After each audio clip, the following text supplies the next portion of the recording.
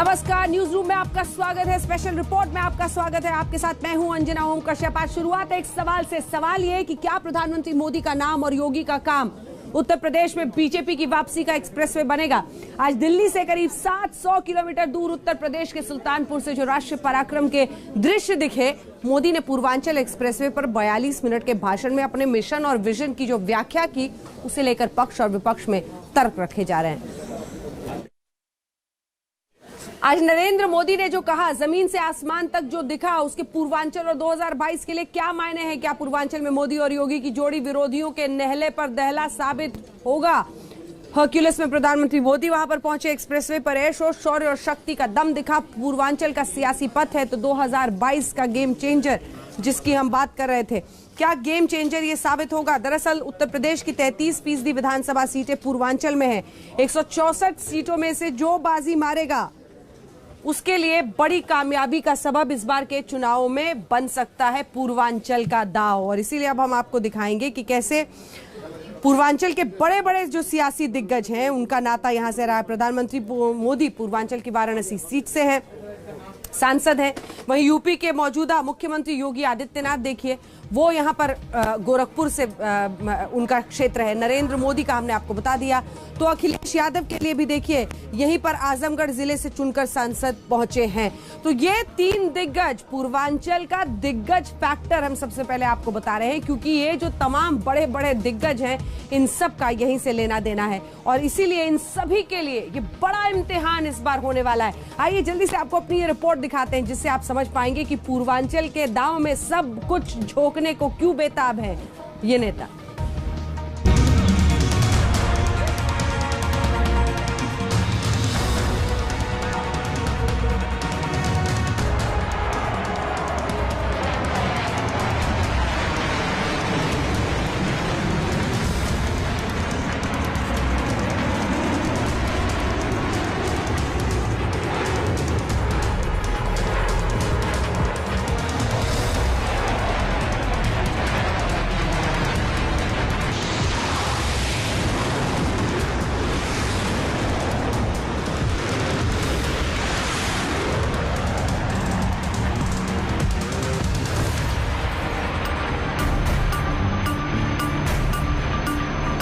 क्या एक्सप्रेसवे से खुलेगा जीत वाला रास्ता?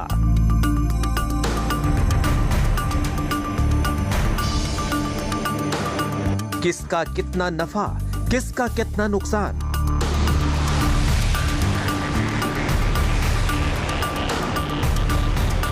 क्या 2022 में बीजेपी की स्पीड बढ़ेगी?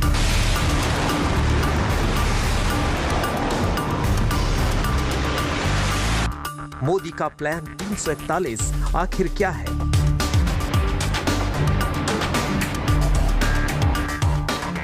ये एक्सप्रेसवे यूपी के विकास का एक्सप्रेसवे है। भारत माता की। 403 विधानसभा सीटों वाले उत्तर प्रदेश में नरेंद्र मोदी ने सियासी बिसात पर नया दांव चल दिया है।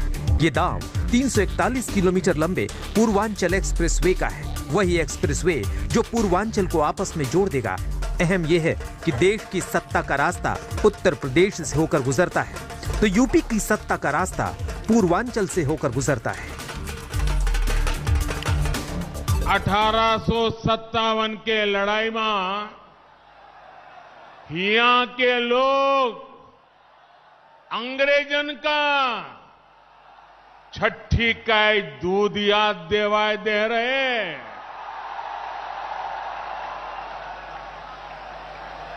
यह धरती के कण कण में स्वतंत्रता संग्राम के खुशबू बा। ऐसे में 2022 चुनाव और बीजेपी के प्लान पूर्वांचल के लिए एक्सप्रेसवे के मायने क्या क्या हैं, आपको प्लान 341 के हिसाब से समझाते हैं। लखनऊ से शुरू होने वाला पूर्वांचल एक्सप्रेसवे गाजीपुर तक जाएगा। ये एक्सप्रेसवे 341 किलोमीटर लंबा है, लेकिन यही 341 किलोमीटर का एक्सप्रेसवे बीजेपी के विकास मॉडल का माहौल पूर्वांचल में बना सकता है। एक रिपोर्ट के मुताबिक पूर्वांचल एक्सप्रेसवे का इस्तेमाल फिलहाल प्रतिदिन करीब 20,000 वाहन करेंगे, यानी 10 दिन में 2 लाख वाहन और आने वाले 100 दिन में 20 लाख वाहन पूर्वांचल एक्सप्रेसवे का इस्तेमाल कर सकते हैं। जानकार मानते हैं कि चुनाव से पहले ये पूर्वांचल एक्सप्रेसवे की सौगात से मोदी और योगी की वर्किंग स्टाइल को लेकर आम लोगों का भरोसा बढ़ेगा। वैसे भी बीजेपी अपने चुनावी अभियान में पूर्वांचल एक्सप्रेसवे का जमकर प्रचार करेगी। आज मोदी ने उसका ट्रेलर दिखा दिया। ये एक्सप्रेसवे नए यूपी के निर्माण का एक्सप्रेसवे है। ये एक्सप्रेसवे यूपी की मजबूत होती अर्थव्यवस्था का एक्सप्रेसवे है। ये एक्सप्रेसवे यूपी में आधुनिक होती सुविधाओं का प्रतिबिंब है। 2018 में मोदी ने पूर्वांचल एक्सप्रेसवे का उद्घाटन किया और आज पूर्वांचल एक्सप्रेसवे आम लोगों के लिए खुल गया। कोरोना काल की विपदा में भी पूर्वांचल एक्सप्रेसवे रिकॉर्ड वक्त में बनकर तैयार हो गया। मोदी का प्लान 341 का दूसरा एंगल भी समझिए। नरेंद्र मोदी ने एक साथ 4 मोर्चों पर पूर्वांचल को लेकर बड़ा मिशन पूरा किया है। इसे यूं समझिए, पहला मिशन पूर्वांचल को देश का सबसे बड़ा एक्सप्रेसवे दिया। दूसरा, पूर्वांचल की प्रगति के लिए अर्थव्यवस्था को एक्सप्रेसवे वाली गति दी है। तीसरा, सैलानियों के लिए पूर्वांचल में नए द्वार खोलना और चौथा, पूर्वांचल में रोजगार के नए अवसरों का मार्ग खोलना।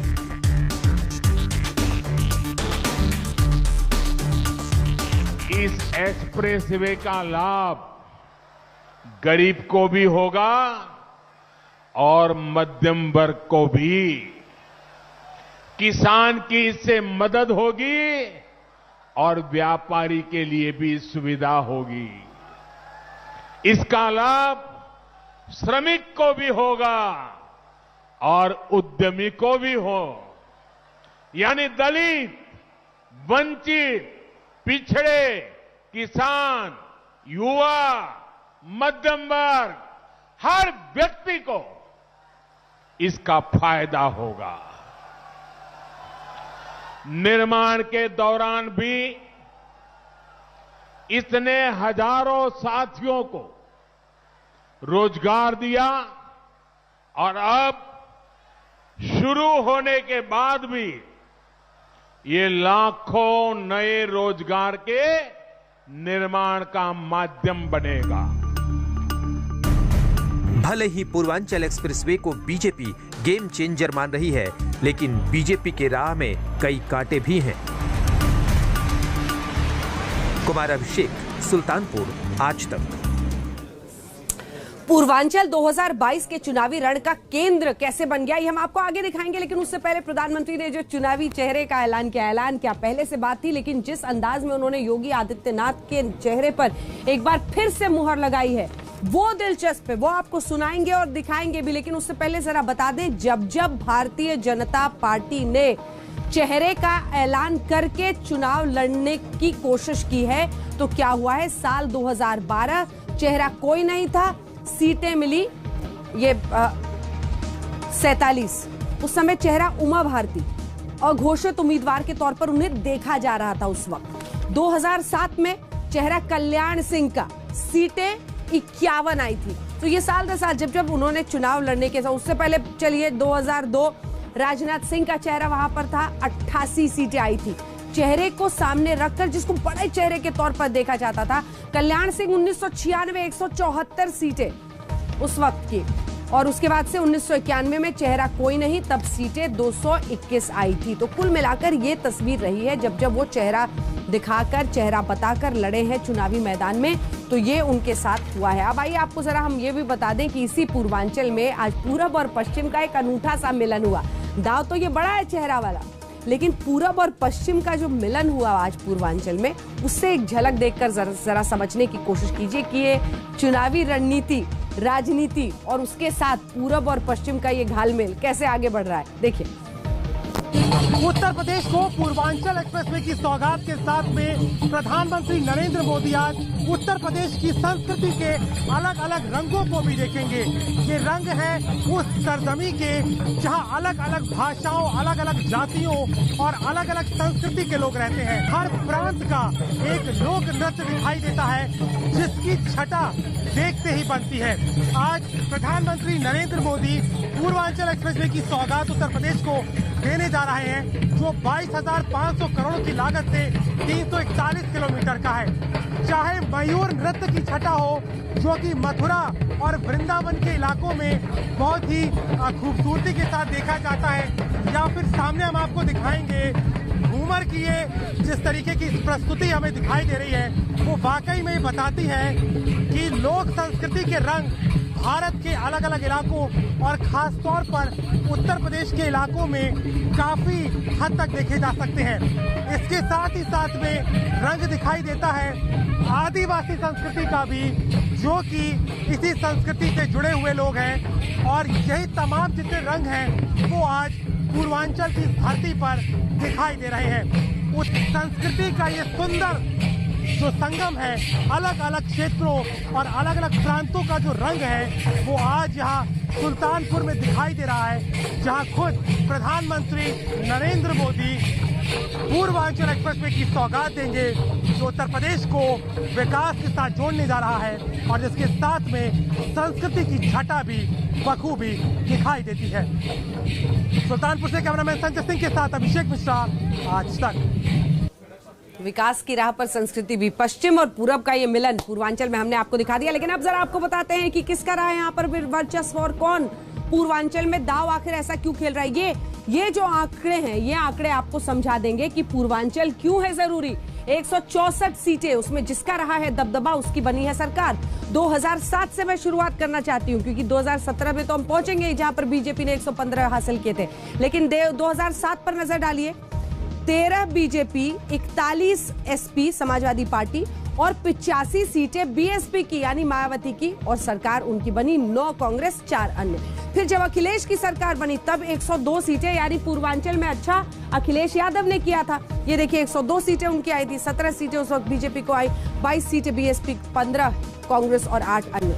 अब पहुंच जाइए 2017, जब भारतीय जनता पार्टी की जीत हुई सबसे ज्यादा पूर्वांचल के इलाके में। पिछले 3 चुनाव में 115 सीटों के साथ बीजेपी ने पूर्वांचल में बाजी मारी, 17 में सिमट गई वहां पर समाजवादी पार्टी। 102 से सोचिए 17 पर पहुंच गए थे, और वहीं पर बीएसपी की 14 सीटें, 2 कांग्रेस की और अन्य 16 सीटें। तो अब आइए आपको दिखाते हैं अपनी ये रिपोर्ट, जिसके जरिए आप समझेंगे कि क्यों अब पूरी ताकत प्रधानमंत्री से लेकर योगी आदित्यनाथ इसी पूर्वांचल में झोंक रहे हैं।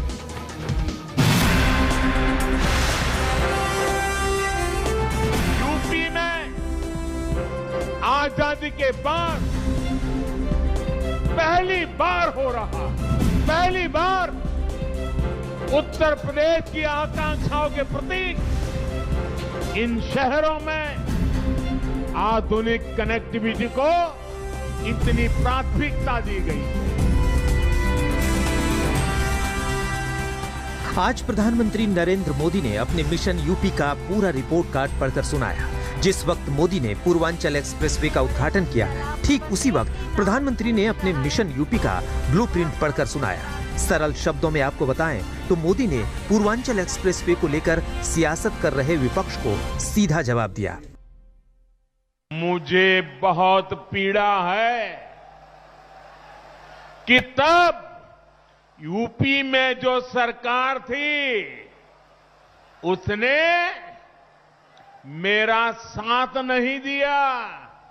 इतना ही नहीं, सार्वजनिक रूप से मेरे बगल में खड़े रहने में भी उनको पता नहीं वोट बैंक नाराज होने का डर लगता था। उनको इतनी शर्म आती थी, इतनी शर्म आती थी, क्योंकि काम का हिसाब देने के लिए उनके पास खुद था ही नहीं। मोदी ने यही बताया कि आज से पहले सिर्फ बड़े शहरों को आपस में जोड़ा गया, लेकिन ये उनकी वर्किंग स्टाइल है कि अब उत्तर प्रदेश के छोटे छोटे गांवों में रहने वाले गरीबों के द्वार तक एक्सप्रेसवे पहुंच रहा है। छोटे शहरों में रहने वाले लोगों को अब एक्सप्रेसवे वाली सड़क मिल रही है। छोटे छोटे शहरों तक बड़े एक्सप्रेसवे का नेटवर्क तैयार किया जा रहा है। दरअसल 341 किलोमीटर लंबा पूर्वांचल एक्सप्रेसवे तो सिर्फ ट्रेलर है, क्योंकि यूपी के शहरों को जोड़ने वाले 3 और एक्सप्रेसवे पर काम तेजी से चल रहा है। दूसरा एक्सप्रेसवे है बुंदेलखंड एक्सप्रेसवे, जो चित्रकूट, बांदा, हमीरपुर, महोबा, जालौन, औरैया और इटावा को आपस में जोड़ेगा। तीसरा है गोरखपुर लिंक एक्सप्रेसवे, जो गोरखपुर को अंबेडकर नगर, संत कबीर नगर और आजमगढ़ को आपस में जोड़ेगा। चौथा है गंगा एक्सप्रेसवे, जो मेरठ, हापुड़, बुलंदशहर, अमरोहा, संभल, बदायूं, शाहजहांपुर, हरदोई, उन्नाव, रायबरेली और प्रयागराज को जोड़ेगा। आप भी ये जानते हैं कि जहां अच्छी सड़क पहुंचती है, अच्छे हाईवे पहुंचते हैं, वहां विकास की गति बढ़ जाती है, रोजगार निर्माण और तेजी से होता है। पूर्वांचल की धरती से मोदी ने अपने इरादे साफ कर दिए। कहा, पुरानी सरकार में खास इलाके तक विकास रुका हुआ था, लेकिन अब पश्चिम और पूरब के साथ कोई भेदभाव नहीं हुआ। पिछले मुख्यमंत्रियों के लिए विकास वहीं तक सीमित था जहां उनका परिवार था, उनका घर था। लेकिन आज जितनी पश्चिम का सम्मान है, उतनी ही पूर्वांचल के लिए भी प्राथमिकता है। बड़ी बात यह है कि बिना अखिलेश यादव का नाम लिए मोदी ने बड़ा सियासी वार किया। तो वहीं आज एक बार फिर मोदी ने साफ कर दिया कि 2022 में योगी के चेहरे पर उनकी मुहर है। आपने प्रचंड बहुमत देकर योगी जी को और मोदी जी को, दोनों को साथ मिलकर के अपनी सेवा का आपने मौका दिया। और आज यूपी में हो रहे विकास कार्यों को देखकर मैं कह सकता हूं, इस क्षेत्र का, यूपी का भाग्य बदलना शुरू हो गया है और तेज गति से आगे बदलने वाला भी है। पूर्वांचल एक्सप्रेसवे के रास्ते मोदी ने उत्तर प्रदेश का चुनावी एजेंडा आज सेट कर दिया है। डबल इंजन की सरकार के काम और योगी के नाम पर 2022 में चुनाव लड़ेंगे। कुमार अभिषेक, सुल्तानपुर, आज तक। उत्तर प्रदेश की नई तस्वीर का आईना पूर्वांचल एक्सप्रेसवे। ये तो एक तरफ की कहानी हुई, बीजेपी और बीजेपी किस तरह से ताकत झोंक रही है। लेकिन आपको जरा बताएं कैसे अब एक्सप्रेसवे पर तेरा एक्सप्रेसवे मेरा एक्सप्रेसवे सियासी जुबानी जंग छिड़ चुकी है। और इसी कड़ी में लेकिन आपको ये भी समझना होगा कि इसी पूर्वांचल में 4 ऐसे जिले हैं जहां पर पूरी ताकत झोंकने के बावजूद, पिछली बार इतनी अच्छी परफॉर्मेंस के बावजूद बीजेपी कमजोर है, समाजवादी पार्टी से पीछे है। आजमगढ़, जौनपुर, गाजीपुर, प्रतापगढ़। यहां पर आप देख लीजिए, जिस आजमगढ़ में 10 सीटें हैं, वहां पर 2012 और 2007 दोनों का आंकड़ा हम आपको दिखा रहे हैं। उसके बाद आप 9 देख लीजिए, बीजेपी कैसे कमजोर है इन जगहों पर। 9 सीटें हैं, 4 2017 में वो जीती, इससे पहले तो एक मतलब 2007 और 2012 में तो बिल्कुल ही सफाया समझिए था। लेकिन हाँ, इसके बाद गाजीपुर में भी 7 में से 3 है उनके पास और प्रतापगढ़ में 7 में से 2। तो ये वो जिले जिनकी वजह से कहीं ना कहीं पीछे खिंच जाती है भारतीय जनता पार्टी यहां पर। लेकिन क्या इस बार के एक्सप्रेसवे का जादू इन जगहों पर भी चलेगा? क्या पिछली बार की रिपीट परफॉर्मेंस और इसी के साथ इन जिलों में बेहतरी, क्या वो रफ्तार एक्सप्रेसवे से आएगी? –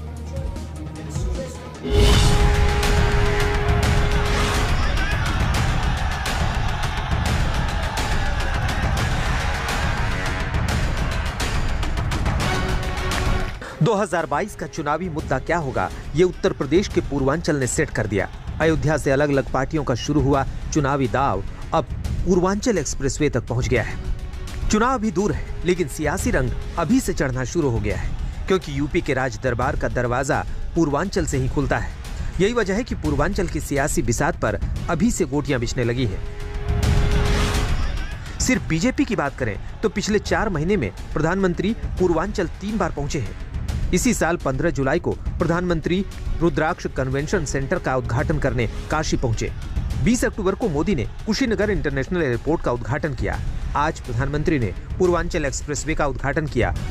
वहीं यूपी चुनाव की कमान संभाल रहे अमित शाह भी 2 बार पूर्वांचल का दौरा कर चुके हैं। 1 अगस्त को अमित शाह ने मां विंध्यवासिनी कॉरिडोर का उद्घाटन किया था, जबकि 13 नवंबर को काशी में संगठन की सबसे बड़ी बैठक की। बीजेपी ने विकास के नाम पर पूर्वांचल की सियासी चौसर पर मजबूत पासा फेंका है। दरअसल पूर्वांचल वही क्षेत्र है जिसने बीजेपी को साल 2014 के आम चुनाव में, 2017 के विधानसभा चुनाव में और 2019 के लोकसभा चुनाव में सत्ता तक पहुंचाया। अब उसी पूर्वांचल में 2022 में योगी और मोदी की एक और बड़ी परीक्षा है। यही वजह है कि शाह ने पूर्वांचल से ही बीजेपी के कार्यकर्ताओं को जीत का मंत्र दिया और अखिलेश के खिलाफ हुंकार भरी। इनके जेम का मतलब है जे से जिन्ना, ए से आजम खान और एम से मुख्तार। अब भाई आप मुझे बताओ, आपको भाजपा का जेम चाहिए या समाजवादी पार्टी का चाहिए? ये लोग उत्तर प्रदेश का भला नहीं करते। जात पात में बांटना, दंगे कराना, तुष्टीकरण करना और वोट बैंक की राजनीति को आगे बढ़ाना।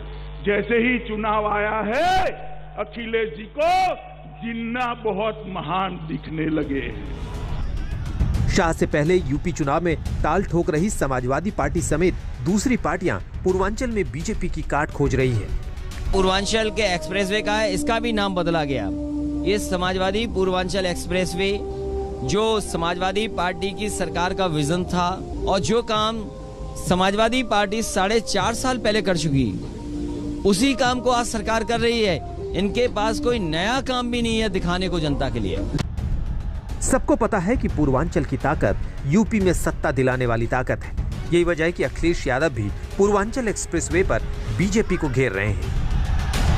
दरअसल पूर्वांचल एक्सप्रेसवे को लेकर वो लगातार दावा ठोक रहे हैं। उद्घाटन से ठीक पहले उन्होंने ट्वीट किया, फीता आया लखनऊ से और नई दिल्ली से कैची आई, सपा के काम का श्रेय लेने की मची है खिचम खिंचाई। आशा है अब तक अकेले में बैठकर लखनऊ वालों ने समाजवादी पूर्वांचल एक्सप्रेसवे की लंबाई का आंकड़ा रट लिया होगा। सपा बहुरंगी पुष्प वर्षा से इसका उद्घाटन करके एक रंगी सोच वालों को जवाब देगी। वहीं दूसरी तरफ पूर्वांचल एक्सप्रेसवे के उद्घाटन से ठीक पहले उनकी पार्टी के कार्यकर्ताओं ने पुष्प वर्षा की और दावा ठोकने निकले, लेकिन रास्ते में पुलिस ने रोक लिया। अब अखिलेश यादव पूर्वांचल एक्सप्रेसवे पर अपना शक्ति प्रदर्शन दिखाएंगे, यानी तमाम पार्टियां अपने सियासी पैतरे से पूर्वांचल को साधने की जुगत में है। लेकिन पूर्वांचल एक्सप्रेसवे के दाव से बीजेपी विरोधियों पर 21 पड़ सकती है। दरअसल 341 किलोमीटर लंबा एक्सप्रेसवे न सिर्फ गाजीपुर, बलिया और आजमगढ़ समेत आसपास के जिलों के विकास को तेज करेगा, बल्कि यहाँ के पिछड़ेपन को भी दूर करेगा। गाजीपुर से दिल्ली पहुंचने में 10 घंटे लगेंगे। राजधानी से पूर्वांचल के आखिरी छोर तक सीधी कनेक्टिविटी हो जाएगी। पूर्वांचल एक्सप्रेसवे से खेती किसानी के लिए कारोबार के नए रास्ते खुलेंगे। वहीं सब्जी और दूध व्यवसाय को एक्सप्रेसवे से फायदा होगा। पूर्वांचल एक्सप्रेसवे को गाजीपुर से बिहार को जोड़ने के प्रस्ताव पर भी काम चल रहा है। क्या पूर्वांचल एक्सप्रेसवे का चुनाव में असर पड़ेगा? ये आपको पूर्वांचल एक्सप्रेसवे पर पड़ने वाले जिलों की विधानसभा सीटों का समीकरण समझाते हैं। आपको ये बता दें कि 9 जिलों से ये पूर्वांचल एक्सप्रेसवे गुजर रहा है। 9 जिलों में कुल 54 विधानसभा सीटें आती हैं। बड़ी बात यह है कि 2017 के चुनाव में पूर्वांचल एक्सप्रेसवे से जुड़ी 54 सीटों में बीजेपी ने 33 सीटें जीती थी, समाजवादी पार्टी ने 11 सीटें, बीएसपी ने 8 सीटें, जबकि एसबीएसपी ने 2 सीटें। अगर सीट की गणित समझें तो जिस इलाके से एक्सप्रेसवे गुजर रहा है वहां भले ही बीजेपी ने आधी से ज्यादा सीटें जीती, लेकिन समाजवादी पार्टी से सीधा मुकाबला है। साफ है यूपी के सियासी दरबार की राह पूर्वांचल से होकर गुजरती है और उसी राह पर अब बीजेपी एक्सप्रेसवे की रफ्तार पकड़ना चाहती है। कुमार अभिषेक, सुल्तानपुर, आज तक। यूपी वाया पूर्वांचल एक्सप्रेसवे 164 सीटें, 33% कुल सीटों का जो प्रतिशत है यही तय करता है। लेकिन हम आपको जरा बीजेपी का बता देते हैं कि यहाँ पर है क्या वोट गणित। बीजेपी का कोर वोट बैंक नहीं है। क्यों? यहाँ पर जातिवाद के आधार पर, धर्म के आधार पर वोट होता है। धर्म और जातिवाद पर ही बेस्ड पूरी वोटिंग का अभी तक का पैटर्न रहा है। इससे पहले पिछली बार जरूर जीते थे वो ज्यादा सीटें यहाँ पर, लेकिन उससे पहले बीएसपी, एसपी के लिए मुस्लिम यादव फैक्टर, वहीं बीएसपी के लिए जो दलित ब्राह्मण फैक्टर जिसको उन्होंने सोशल इंजीनियरिंग के तौर पर पेश किया, उससे फायदा मिला। राम जन्मभूमि का भी जो हिंदुत्व कार्ड है वो यहाँ पर बीजेपी को बहुत ज्यादा फायदा नहीं पहुंचा पाया। लेकिन क्या एक्सप्रेस में पहुंचाएगा फायदा? इस पर आएगी नजर। हम ब्रेक नहीं ले रहे हैं स्पेशल रिपोर्ट में, इस वक्त की सुर्खियों पर नजर डालते हैं, फिर बुलेटिन के दूसरे हिस्से में चलेंगे। देखिए हेडलाइंस। नमस्कार, आप देख रहे हैं स्पेशल रिपोर्ट न्यूज रूम में, फिर आपका स्वागत है। आपके साथ मैं हूं अंजना ओम कश्यप। गुजरात में एक नया फरमान जारी हुआ है। फरमान ये कि अब खुली जगहों पर और सड़क किनारे ना आप मांस, मछली, अंडा बेच सकते हैं, ना ही खा सकते हैं। यानी गुजरात में अगर नॉनवेज बेचा तो कार्रवाई हो जाएगी। वडोदरा, राजकोट के बाद अब अहमदाबाद की म्युनिसिपल कॉर्पोरेशन ने भी ये फरमान जारी किया है। अब गुजरात में इस फरमान पर घमासान छिड़ा हुआ है।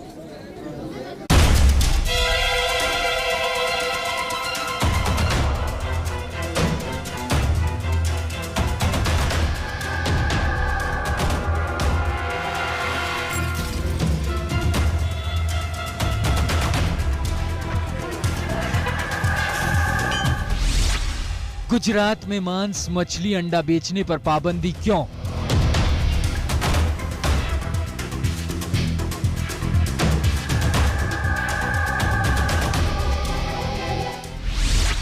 गुजरात में नॉनवेज बेचने वालों की दुकान क्यों उठ रही है?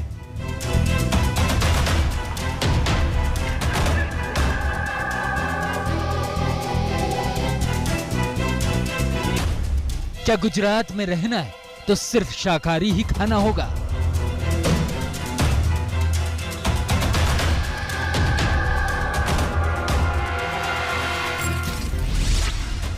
क्या गुजरात में नॉनवेज खाने वालों के दिन लद गए?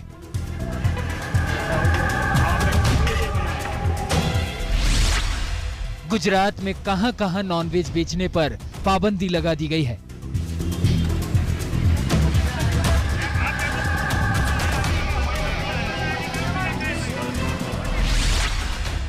गुजरात में बेचा अंडा, कैसे चला नगर निगम का डंडा?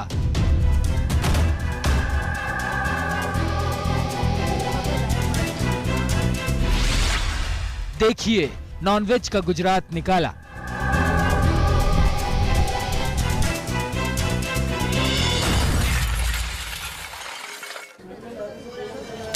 एक तरफ नॉनवेज को लेकर गुजरात में बहस छिड़ गई है, दूसरी तरफ गुजरात के जामनगर में महात्मा गांधी के हत्यारे नाथूराम गोडसे की मूर्ति लगाने और तोड़ने को लेकर संग्राम छिड़ा है।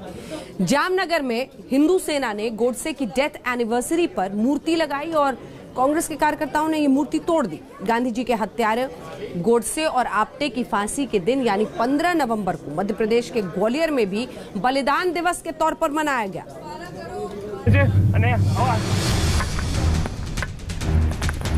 ये तस्वीरें गुजरात के जामनगर की हैं, जहां महात्मा गांधी के हत्यारे नाथूराम गोडसे की प्रतिमा तोड़ी जा रही है। और अब गोडसे की प्रतिमा को तोड़ने पर बवाल मच गया है। 15 नवंबर को हिंदू सेना ने गोडसे की ये मूर्ति लगाई थी, जिसे 16 की सुबह कांग्रेस कार्यकर्ताओं ने तोड़कर गिरा दिया। हम आपको बता दें कि हिंदू सेना ने 8 अगस्त को नाथूराम गोडसे की प्रतिमा लगाने की घोषणा की थी, लेकिन स्थानीय प्रशासन ने मूर्ति लगाने की जगह नहीं दी, जिसके बाद जामनगर में हनुमान आश्रम में ये प्रतिमा स्थापित की गई। बताया जा रहा है कि गोडसे की प्रतिमा को तोड़ते वक्त कांग्रेस के कार्यकर्ताओं ने अपने गले में भगवा पट्टा डाल रखा था। हम आपको ये भी बता दें कि नाथूराम गोडसे और उसके साथी नारायण आप्टे को 15 नवंबर 1949 को अंबाला जेल में फांसी दी गई थी। लाल किले में लगी विशेष अदालत में गांधी जी की हत्या के आरोप में करीब 8 महीने तक सुनवाई चली। इसके बाद जज आत्मचरण ने 10 फरवरी 1949 को अपना फैसला सुनाया। इस दौरान अदालत के सामने 149 चश्मदीदों की गवाही हुई। इस मामले में कोई भी गवाह आरोपियों के पक्ष में सामने नहीं आया। इसके बाद 15 नवंबर 1949 को अंबाला जेल में ही दोनों को फांसी की सजा दी गई। बताया जाता है कि फांसी के दौरान आप्टे की तुरंत मौत हो गई, जबकि गोडसे का निधन होने में करीब 15 मिनट लगे। हम आपको बता दें 30 जनवरी 1948 को नाथूराम गोडसे ने महात्मा गांधी की गोली मारकर हत्या कर दी थी। और इसी मामले में नाथूराम गोडसे और उसके साथ नारायण आप्टे को फांसी की सजा सुनाई गई। बताया जाता है कि 1939 में नारायण आप्टे हिंदू महासभा से जुड़ गया था।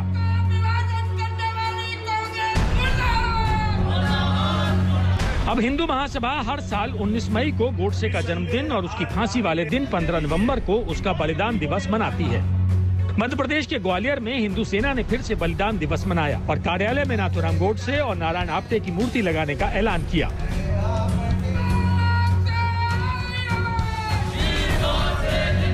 हिंदू महासभा हर राज्य के एक मुख्य शहरों में हुतात्मा नाथूराम गोडसे, हुतात्मा नारायण आप्टे, जो दोनों को एक साथ 15 नवंबर 1949 को गांधी जी के अंत करने पर फांसी दी गई थी, उन बलिदानियों को आज हम नमन कर रहे हैं। 72वां बलिदान दिवस है और उनकी आज तक, क्योंकि गोडसे जी ने कहा था कि मेरी अस्थियां सिंधु नदी में विसर्जित की जाएं जब वो अखंड भारत के अंदर हो, तो आज तक उनकी अस्थियां उनके परिजनों के पास सुरक्षित हैं। वो सिंधु नदी जब भारत में अखंड भारत बनेगा और वो हो गई तब जो है उनकी अस्थियों का विसर्जन किया जाएगा। ऐसी इच्छा के साथ, उनकी अंतिम इच्छा के साथ जो है आज तक सुरक्षित अस्थियां हैं। हिंदू महासभा का कहना है कि हरियाणा के अंबाला की उसी सेंट्रल जेल से लाई गई मिट्टी से गोडसे की प्रतिमा बनाएगी जहां गोडसे को फांसी दी गई थी। हालांकि प्रशासन का कहना है कि हिंदू महासभा को लेकर कोई भी सार्वजनिक कार्यक्रम नहीं हुआ, न ही ग्वालियर में कोई प्रतिमा लाई गई है और आगे भी पुलिस हिंदू महासभा पर नजर रखे हुए है। आज तक ब्यूरो। तो गोडसे पर फिर से घमासान मचा हुआ है, वो आपने देख लिया। एक बार फिर से आपको लिए चलते हैं। अहमदाबाद नगर निगम की टाउन प्लानिंग कमेटी ने ये नया नियम निकाला है जिसमें शहर में खुली जगहों पर नॉनवेज कोई भी खाने के आइटम्स आप नहीं बेच सकते हैं।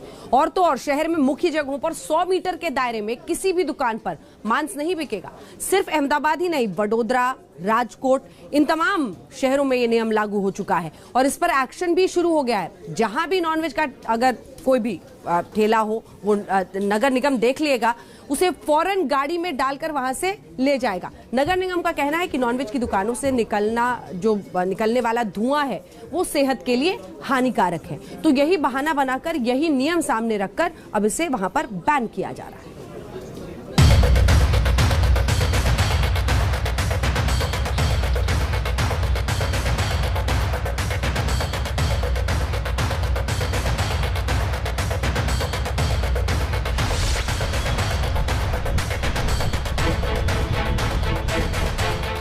नॉनवेज बेचने वालों पर यह एक्शन गुजरात में हो रहा है, लेकिन इसकी चोट देश भर में पहुंच रही है, क्योंकि गुजरात में नॉनवेज खाने वालों का स्वाद जैसे एक ही झटके में झटक लिया गया हो।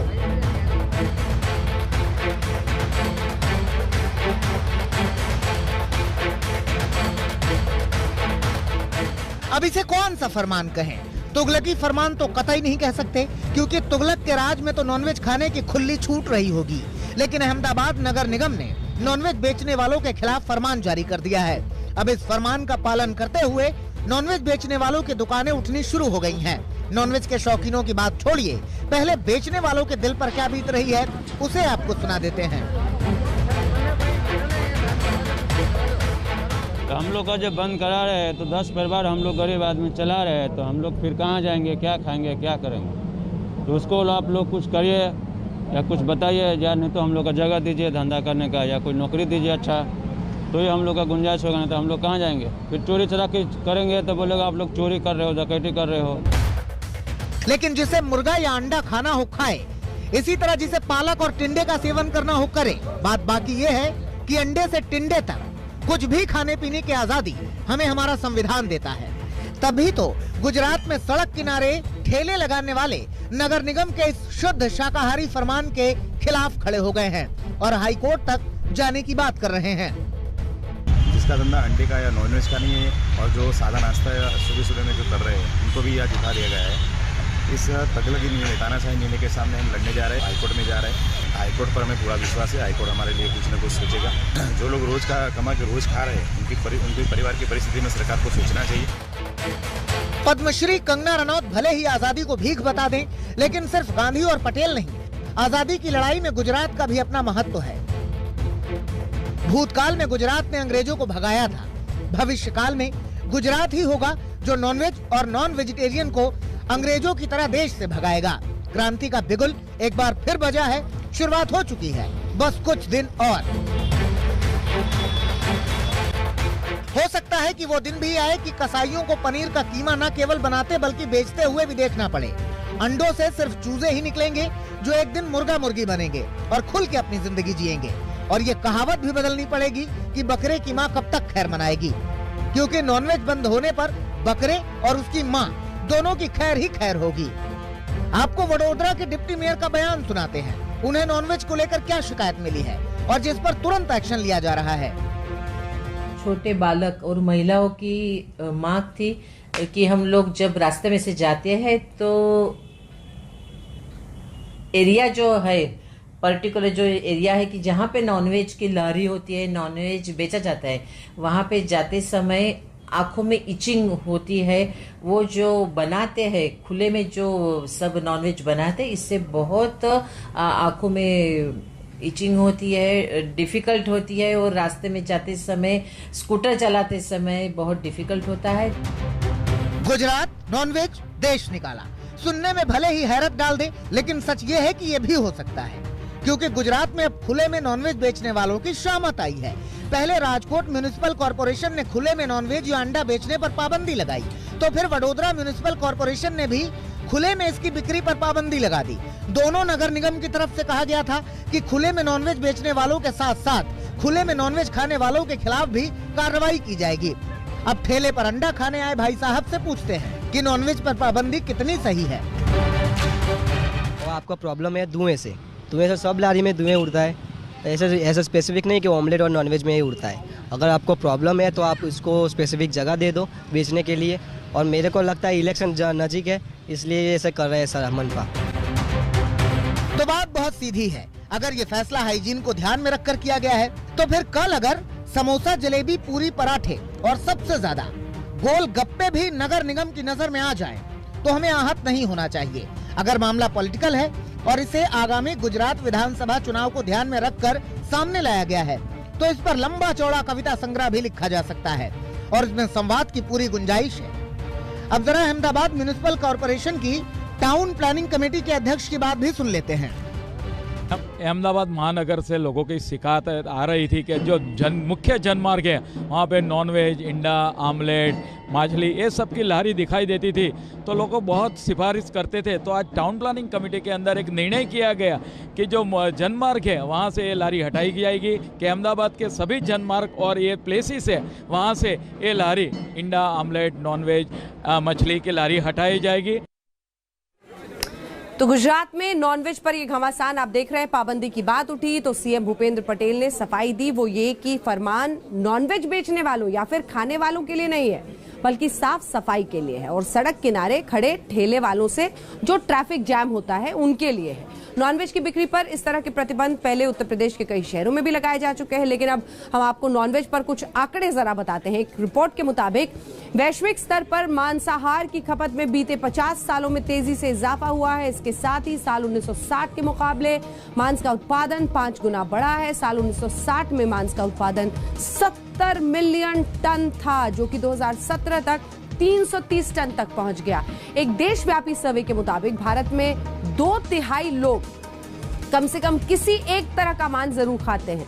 भारत में प्रति व्यक्ति मांस की खपत 4 किलोग्राम है, जो कि दुनिया भर में सबसे कम है, जबकि साल 2013 में दुनिया में न्यूजीलैंड और अर्जेंटीना में प्रति व्यक्ति 100 किलोग्राम मांस की खपत हुई। वहीं रवांडा और नाइजीरिया में रहने वाले लोग 8 से 9 किलोग्राम मांस खाते हैं रोजाना। तो ये एक आंकड़ा है जिससे आपको अंदाजा लग सकता है। सलमान खुर्शीद की किताब पर भड़कती आग हम आपको दिखाएंगे एक छोटे से ब्रेक के बाद। आप देखते रहिए आज तक। और भाई आपको दिखाते हैं कि कैसे सलमान खुर्शीद की किताब पर भड़की चिंगारी अभी खत्म होने का नाम नहीं ले रही। 15 नवंबर को नैनीताल में सलमान खुर्शीद के घर में आग लगा दी गई। अब इसकी जांच हो रही है। उत्तराखंड पुलिस का कहना है कि आरोपियों को बख्शा नहीं जाएगा।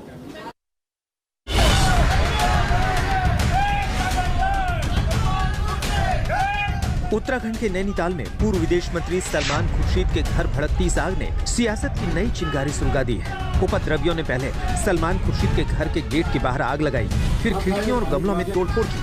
प्रदर्शनकारियों ने पूर्व केंद्रीय मंत्री के पुतले भी जलाए। पुलिस मामले की जांच कर कार्रवाई की बात कर रही है।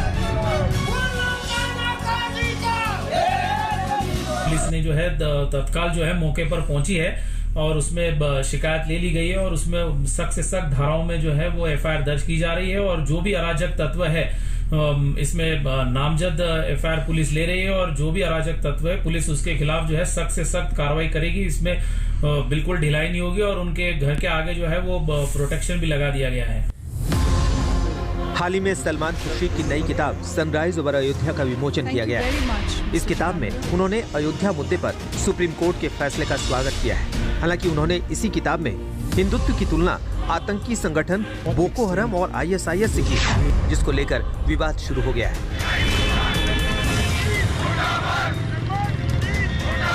देश मेरी किताब का था कि आओ हम लोग मिल जाएं, जो हुआ है जो होता रहा है उसको भूल जाएं, हम लोग एकत्रित हो जाएं, इकट्ठे हो जाएं, यूनाइट कर जाएं, क्योंकि देश में अगर हमें देश की बहबूदी चाहिए, देश में शांति चाहिए तो हम लोगों को बैठना होगा ना।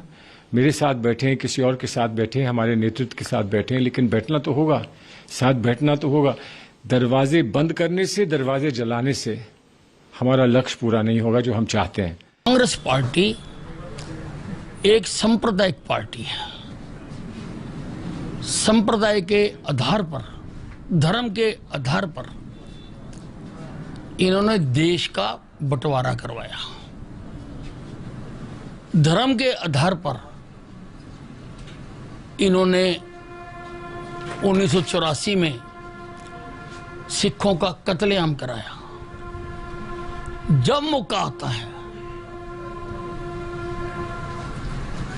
इनकी सांप्रदायिकता सामने आ जाती है और उसके बाद ये सेकुलरिज्म के कुर्ते डालकर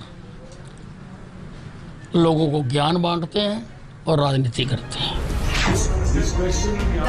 सलमान खुर्शीद की किताब को लेकर घमासान अभी चल ही रहा है, ऊपर से घर में आग और लग गई।